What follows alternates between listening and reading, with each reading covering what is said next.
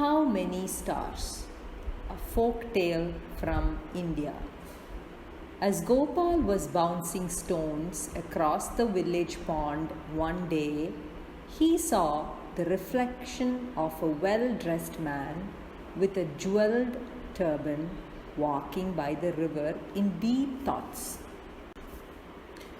"Who are you and where do you come from? You look so troubled.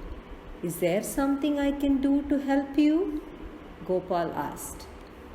"So many questions from a young boy like you," asked the man, looking at Gopal. "I know I can help," Gopal said. "No one can help at this point of time. This village is going to become a part of another kingdom. You will not be free to do what you want, and you will definitely become one of the many oppressed under the reign of the new Nawab," said the man. Gopal was very surprised. "Is there going to be a war soon?" he asked the man. "Luckily, there is not going to be a war, but the Nawab tricked our king into promising to hand over the kingdom unless he could answer a particular question," said the man to Gopal. "What is this question? Perhaps I might have a good answer for it," said Gopal. "It is a very tough question. No one in the wise kingdom can answer it," said the man. He continued, "The Nawab asked us, how many stars are there in the sky?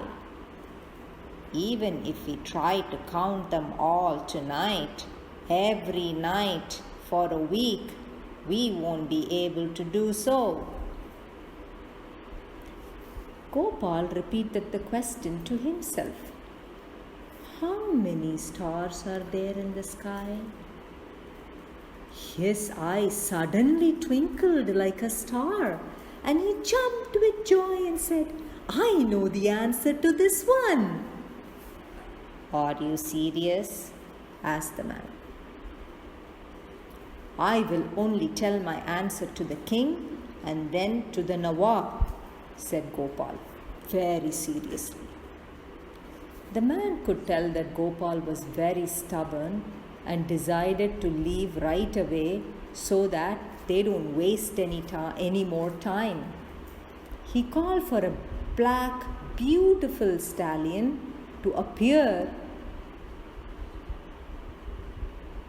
all of a sudden and jumped behind it while grabbing Gopal along. They rode furiously to the palace. The man took Gopal to the king's chamber and left him there. In the morning, he saw the king smiling. "This boy indeed is a gem, and you have found a true treasure to save our kingdom," said the king to the man.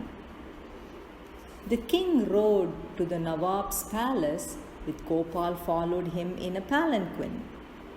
As soon as the king reached the palace, the Nawab asked him, "Are you ready to hand over your kingdom now?"